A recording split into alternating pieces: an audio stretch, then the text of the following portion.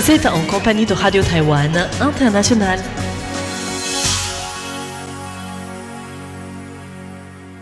Bonjour à toutes et à tous, soyez les bienvenus en compagnie du service français de Radio Taïwan International. C'est François-Xavier Boulet pour vous accueillir et vous présenter le programme de ce lundi 21 juillet.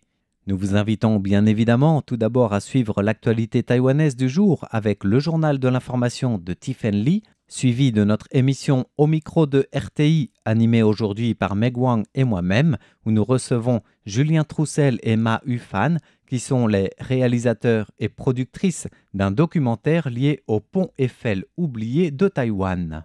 Enfin, sur notre site internet, vous êtes bien sûr invité à retrouver l'émission de Thérèse Pan Conte à rebours avec la légende de ce lundi liée à une querelle d'adoption. Je ne vous en dis pas plus, tout est à découvrir dans le programme complet de ce lundi 21 juillet qui débute tout de suite avec le journal de l'information de Tiffen Lee, dont voici les principaux titres. La diplomatie taïwanaise salue la nouvelle stratégie indo-pacifique de la France. Les cartes présentant Taïwan comme faisant partie du territoire chinois désormais interdites au Pentagone. La vice-premier ministre se rendra aux États-Unis pour de nouvelles négociations sur les droits de douane. Des pongistes taïwanais médaillés d'or à l'Universiade d'été en Allemagne.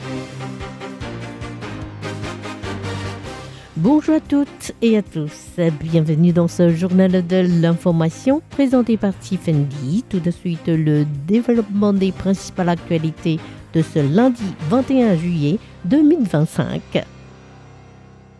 La diplomatie taïwanaise salue la nouvelle stratégie indo-pacifique de la France.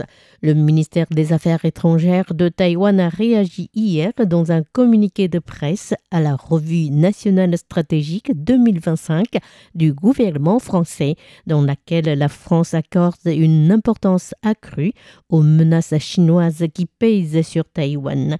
Dans sa version 2022, le rapport a déjà mentionné l'expansion militaire chinoise dans le détroit de Taïwan, alors que la nouvelle version évoque à 6 reprises Taïwan et le détroit de Taïwan, affichant la préoccupation de la France pour Taïwan et la sécurité du détroit. Selon le ministère, l'intensité des exercices de l'armée populaire de libération autour de Taïwan est pour la France une situation alarmante. La diplomatie taïwanaise a salué l'importance que le gouvernement français accorde aux tensions régionales et a affirmé qu'en tant que membre indispensable de la région Indo-Pacifique, Taïwan continuerait de travailler avec la France et ses autres partenaires démocratiques pour défendre la liberté et la démocratie et pour préserver la paix et la stabilité régionale. Les cartes présentant Taïwan comme faisant partie du territoire chinois désormais interdites au Pentagone.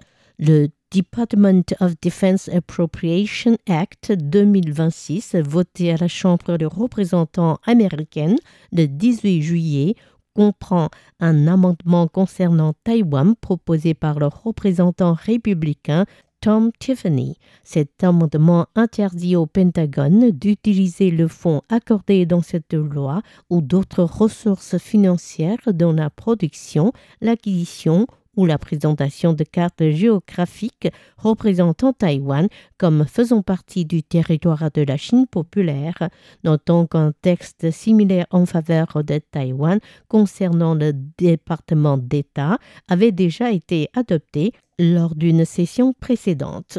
Tom Tiffany a déclaré que Taïwan ne faisait pas et n'avait jamais fait partie de la Chine communiste, rappelant que Taïwan avait un dirigeant politique élu par sa population, disposé de sa propre armée, décidé de sa politique étrangère et concluait librement des accords commerciaux avec d'autres pays. Dans le Department of Defense Appropriation Act 2026 est également prévu un soutien militaire de 500 millions de dollars américains pour Taïwan. Pour que ce texte soit validé, il faudra encore le feu vert du Sénat et la signature du président américain.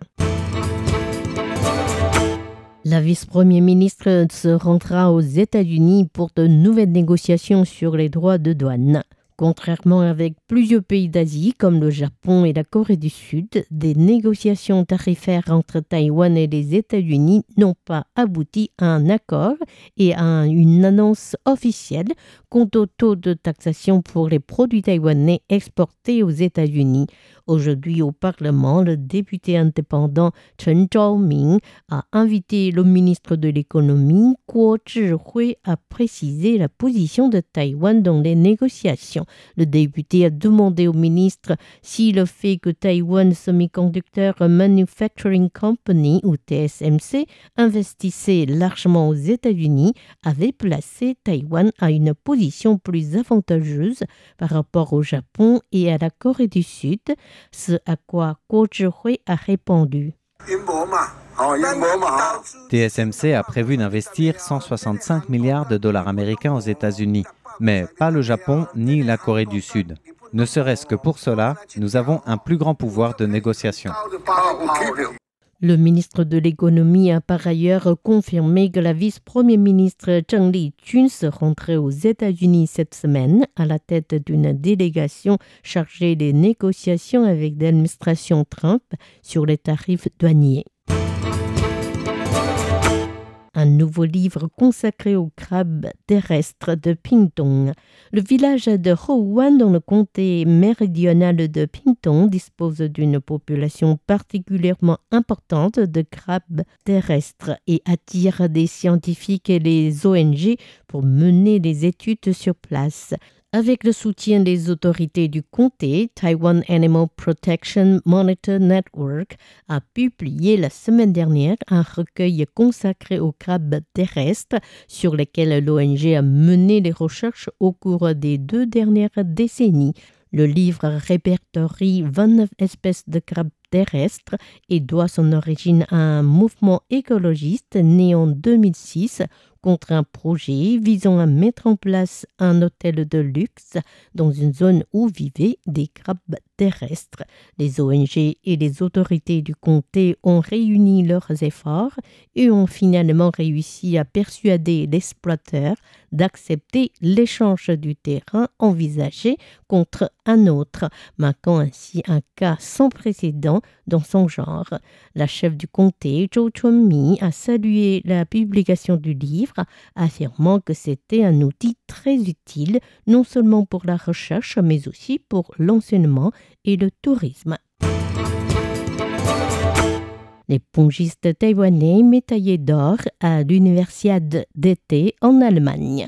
L'Universiade d'été de la FISI Rhin-Ruhr 2025 a tenu hier la finale de la compétition des groupes masculins de tennis de table. L'équipe taïwanaise composée de Gao Chengrui, Feng Yixin, Huang Yancheng et Zhang Bingchen s'est imposée face à la Chine en remportant 3 manches sur 5.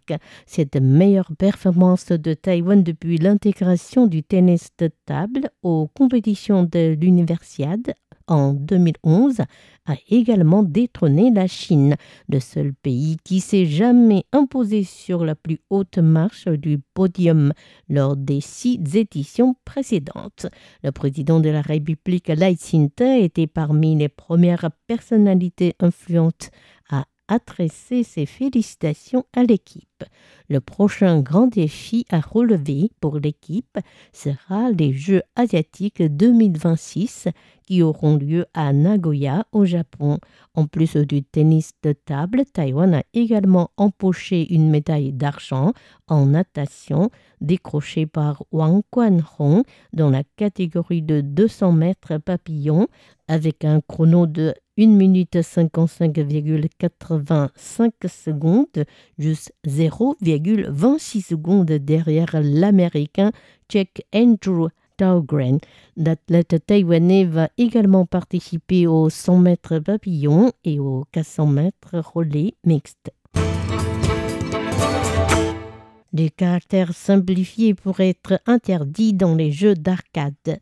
Les médias ont récemment révélé que 90% des jeux électroniques dans les salles d'arcade utilisaient des caractères simplifiés comme en Chine populaire, alertant sur le fait que cette situation pourrait avoir un impact négatif sur l'apprentissage de la lecture et de l'écriture des caractères traditionnels au sein de la jeune génération, mais aussi sur leur identification.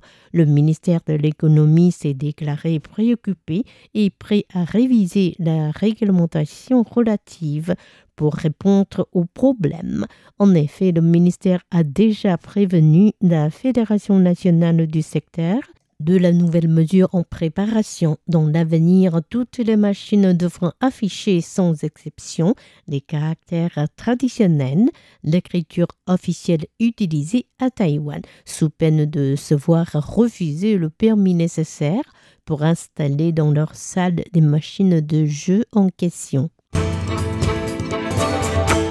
Un éditeur français visite un temple à Pingtung pour la préparation d'un livre.